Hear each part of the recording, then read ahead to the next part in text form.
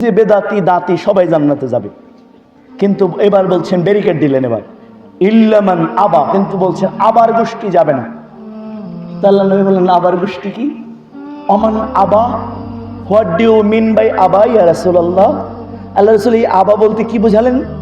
বলেন ওমান নাতওয়ানি ফাদাখালাল জান্নাত, যারা যে কোনো ব্যাপারে আমাকেই অনুসরণ করবে এই লোকগুলো সরাসরি জান্নাতে যাবে। ওমান আসানি, আমার থেকে মুখ ফিরিয়ে নিলেই সে জান্নাতে যেতে নিজেই চায় না, মানে নিজেই অসম্মত জান্নাতে যেতে, সে নিজেই জান্নাতে যেতে চায় না। আমি নিব কি করে? সেই চায় না। আল্লাহ রাসূল বলছেন সেই জান্নাতে যেতে চায় না, কারণ মুখ ফিরিয়ে নিয়েছে।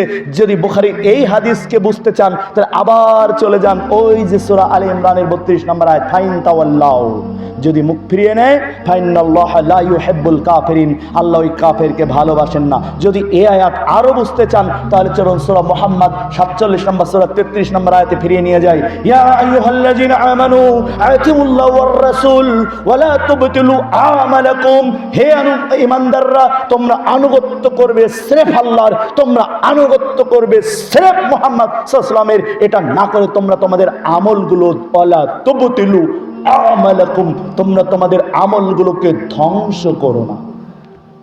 সূরা মুহাম্মদের 47 নম্বর সূরা 33 নম্বর আয়াত। এই আয়াত বুঝতে গেলে আপনাকে আবার চলে যেতে হবে সূরা কাহাফ 18 নম্বর সূরার 103 এবং 4 নম্বর আয়াত। কুল হাল নুনাব্বিউকুম বিল আখসারিনা আমালা, হে নবী তুমি জাতির উদ্দেশ্যে বলো আমি কি তোমাদেরকে আমলে ধ্বংস হয়ে যাওয়া, আমলে ক্ষতিগ্রস্ত হয়ে যাওয়া লোকদের খবর বলবো? আল্লাযীনা জাল্লা সায়ুহুম ফিল হায়াতিদ দুনিয়া, পার্থিব জীবনে যাদের আমলগুলোকে ধ্বংস করে দেওয়া হয়, অথচ লোকগুলোর দাবি তারা নেক আমল করে যায়। কি বুঝলেন? সূরা কাহাফ 103 এবং 4 নম্বর আয়াত।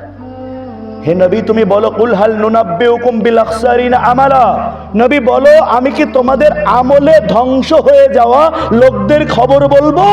আল্লাযীনা জাল্লা সায়ুহুম ফিল হায়াতিদ দুনিয়া, পার্থিব জীবনেই যাদের আমলগুলোকে ধ্বংস করে দেয়া হয়, অথচ বেদাতীরা মনে করে তারা নেক আমল করে যাচ্ছে, অথচ তারা মনে করে তারা নেক আমল করে যাচ্ছে। এই আয়াত বুঝতে গেলে আপনাকে চলেন ফিরিয়ে নিয়ে যাই সহিহ মুসলিম খণ্ড নম্বর 1 পৃষ্ঠা নম্বর 611 হাদিস নাম্বার 1718। আয়েশা রাদিয়াল্লাহু আনহা বলেন রাসূলুল্লাহ সাল্লাল্লাহু আলাইহি ওয়াসাল্লাম বলেছেন মান আমেলা আমালান লাইসা আলাইহি আমরুনা ফাহুয়া রাদ্দুন, কোন ব্যক্তি যদি এমন কোন আমল করে যা আমার আমলের সাথে সামঞ্জস্যপূর্ণ নয়, সিমিলারিটি অর্থাৎ সামঞ্জস্যপূর্ণ বজায় রেখে যদি সে আমল না করে ফাহুয়া রাদ্দুন, তাহলে ওই আমল যত সুন্দরভাবে করুক না কেন সেই আমলটা বাতিল হয়ে যাবে। সে আমলটা কি হবে? যে কোনো ইবাদত, জিকির আপনি করলেন লা ইলাহা ইল্লাল্লাহ, লা ইলাহা ইল্লাল্লাহ, ইল্লাল্লাহ ইল্লাল্লাহ, এটা জিকির। আবার বললেন লা ইলাহা ইল্লাল্লাহ, লা ইলাহা ইল্লাল্লাহ, লা ইলাহা ইল্লাল্লাহ, একা একা বসে অনুচ্চ স্বরে সফট করে আল্লাহর ভয় রেখে আপনি বলছেন, দুইটাই জিকির। ওরা জিকির করতে করতে সামিয়ানার উপরে উঠলো, আর আপনি জিকির করতে করতে চুপসে গেলেন। আপনি জিকির করতে করতে ভয়ে ভীত বিহ্বল হয়ে আস্তে আস্তে নিস্তেজ হয়ে যাচ্ছেন।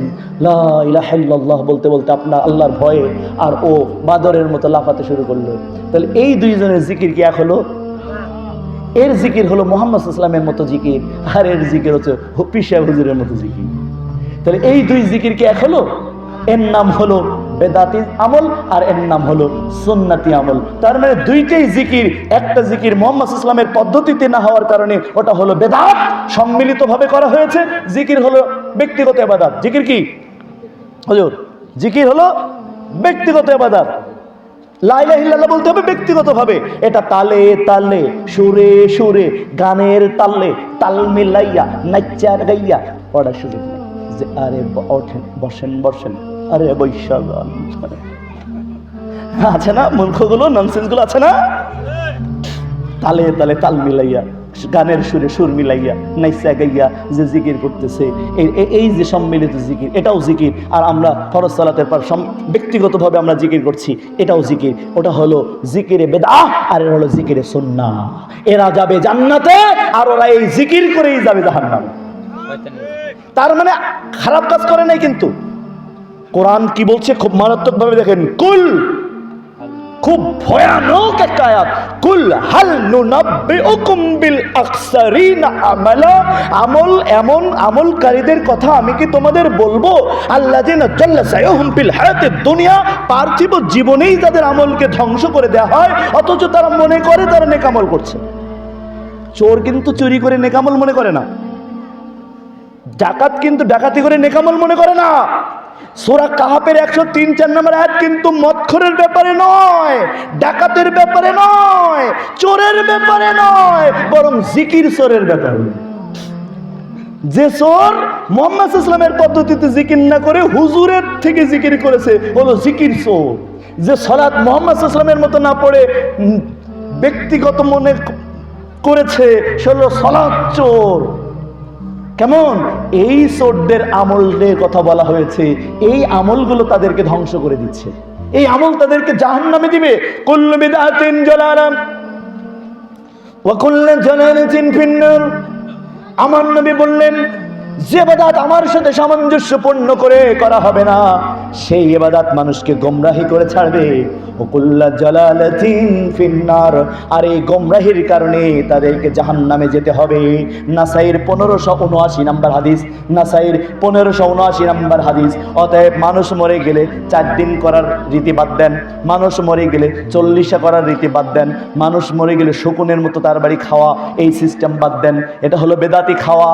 বরং মরা বাড়ি খাবার পাঠানো হলো সুন্নাহ। জাতি সুন্নাহ আজকে উল্টে দিয়েছে। মরা বাড়িতে বেদাত হয়, মানুষ মরলে মরা বাড়িতে খাবার আয়োজন হয়, অথচ বিশ্ব নবী বললেন মরা বাড়ি তারা শোকে বিহ্বল, তারা ব্যথিত, তারা বেদনা হতো। অতএব তারা কখন রান্না করবে, কখন খাবে, এই হিসাব তাদের নাই। অতএব এলাকাবাসীর জন্য সুন্নাহ হলো তাদের বাড়িতে খাবার পাঠানো। আর শকুনের দল, হুজুরের দল, মানুষ মরে গেলে শকুন খুশি হয় এলাকায় গরু মরলে, মুসি খুশি হয় এলাকায় নতুন সন্তান জন্মগ্রহণ করলে, কারণ মাথা চুল কামাইয়ে কয়টা টাকা পাবে। মুসি খুশি হয় গরু মরলে, কারণ গরু চামড়াটা খুলে নিয়ে সে বাজারে বিক্রি করলে কিছু টাকা পাবে। আর আমাকে বেদাতি হুজুর খুশি হয় মানুষ মরলে, কারণ মানুষ মরলে ওর একটা মেলাদ হবে, মেলাদে ওর দাওয়াত দেবে, মিষ্টি খাবে, পকেটে টাকা পাবে, গরুর গোশত দিয়ে আপনাদের সেই পিঠালি রান্না করবে, জামালপুরের পিঠালি, হ্যাঁ তাই না? জি হুজুর, হ্যাঁ শোনেন শোনেন, পরিষ্কার বলে দেই, মেলাদের নামে, 40 নামে, 4 দিনের নামে, কুলখানির নামে যারা এ ধরনের ইবাদত করে, ওই মানুষগুলো কোনো পারমিশন ছাড়াই কিয়ামতের দিন জাহান্নামে পাঠিয়ে দেওয়া হবে। কারণ কুল্লু বিদআতিন জালালা ওয়া কুল্লু জালালাতিন ফিন্নার। তারা আমার নবীর দিন পরিবর্তন করেছে। আর নবী বলেন সৌকান সৌকা ইবাদুল বাদান, তোমরা আমার পরে আমার দিন পরিবর্তন করেছো, অতএব আমার সুপারিশ তোমাদের জন্য হারাম। তাদের জন্য আল্লাহ রাসূল সুপারিশ করবে না, যারা সুন্নাহ অনুযায়ী আমল করবে না। অতএব আপনার হুজুর থেকে সাবধান, এই হুজুরকে বের করে দেন, মসজিদ থেকে বের করেন, এলাকা থেকে বের করে দেন।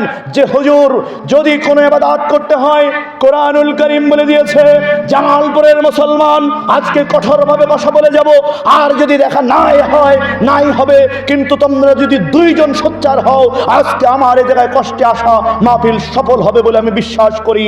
শোনো জামালপুরের মুসলমান, বারবার বলে যাই, আমার আল্লাহ রাব্বুল আলামিন তার নবীকে পূর্ণ নিরাপত্তা, হুয়াল্লাযী আরসালা রাসূলহু বিল হুদা ওয়া দীনিল হক লিইয়ুযহিরাহু আলাদ দীনি কুল্লিহি ওয়া কাফা বিল্লাহি শাহীদা। আমার আল্লাহ বলছেন, আমি আমার নবীকে পূর্ণ হেদায়েতের ওপরে পাঠিয়ে দিয়েছি। তার মানে কোন কাজ করলে তোমরা জান্নাতে যাবে, কোন কাজ করলে তোমরা জাহান্নাম থেকে মুক্তি পাবে, কোন কাজ করলে তোমরা হেদায়েতের পথে চলতে পারবে, আমি আমার রাসূলের জীবনের মধ্যে তা পূর্ণাঙ্গ করে দিয়েছি। সুবহানাল্লাহ।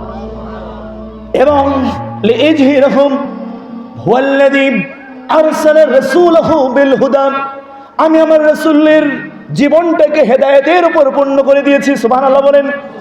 হুয়াল্লাযী আরসালা রাসূলাহু বিল হুদা ওয়া দীনিল হক, আমি তাকে হেদায়েতের সাথে সাথে দীনুল হক দান করেছি। মানে কি সে দীনুল হক? ইন্নাদ দীনা ইনদাল্লাহিল ইসলাম, আমি আমার রাসূলকে দীনুল হক হিসেবে ইসলাম দান করেছি।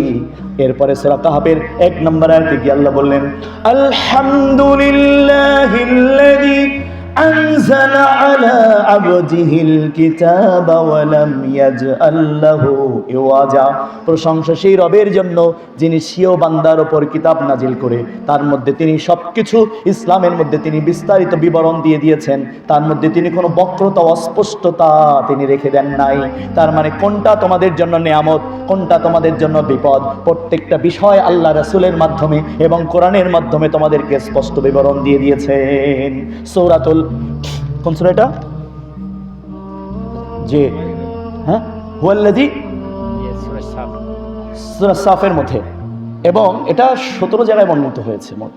এবং সূরা কাহফ 18 নম্বর সূরা, 16 পারার 15 পারার লাস্টের 1 নম্বর আয়াত, সূরাতুল কাহফ প্রথম আয়াত। এরপরে আল্লাহ সুবহানাহু ওয়া তাআলা বলছেন, হুয়াল্লাযী বা'আসা ফিল উম্মিয়িনা রাসূলাম মিনহুম ইয়াতলু আলাইহিম আয়াতিহি ওয়া ইউযাক্কিহিম ওয়া ইউআল্লিমুহুমুল কিতাবা ওয়াল হিকমা, আমি নিরক্ষর জাতির মধ্যে একজন রাসূল প্রেরণ করেছি, তার কাজ হলো ইয়াতলু আলাইহিম আয়াতিহি, যিনি আমার আয়াত তেলাওয়াত করে ইউযাক্কিহিম, মানুষকে পবিত্র করবে। সুবহানাল্লাহ। ওয়া ইউআল্লিম, অতঃপর তিনি মানুষকে তালিম দিবেন, দিন বুঝাবেন। ওয়া ইউআল্লিম মানে দিন বুঝিয়ে দিবেন। কি থেকে দিন বুঝাবেন? নিজের পক্ষ থেকে নয়, বাপ দাদার ধর্ম অনুযায়ী নয়, সমাজের প্রথা অনুযায়ী নয়, রাষ্ট্রীয় প্রথা অনুযায়ী নয়, বরং তিনি ওয়া ইউআল্লিম, তিনি জাতিকে তালিম দেবেন।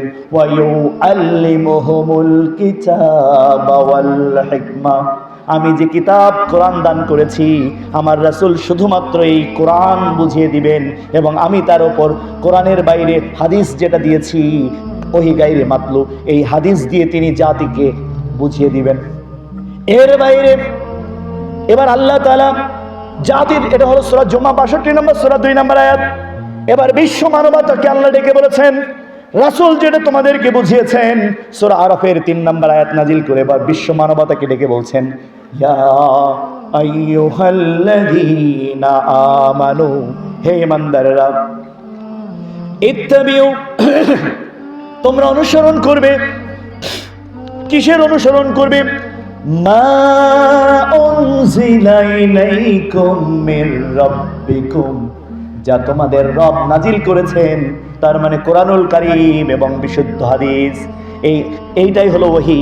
ওহী হিসাবে রব যা নাজিল করেছেন তোমাদের ব্যক্তি জীবনে, তোমাদের পারিবারিক জীবনে, তোমাদের সামাজিক জীবনে, তোমাদের রাজনৈতিক জীবনে, তোমাদের অর্থনৈতিক জীবনে, সকল ক্ষেত্রে তোমাদের ওপর যা ওহী নাজিল করা হয়েছে তোমরা শুধুমাত্র সেটার অনুসরণ করবে। তার মানে ওহীর বাইরে তোমাদের কোনো কিছু অনুসরণ করার কোনো সুযোগ নাই।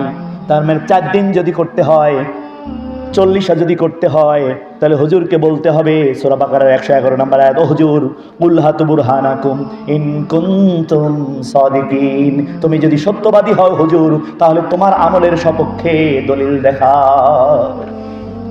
বুঝেননি না?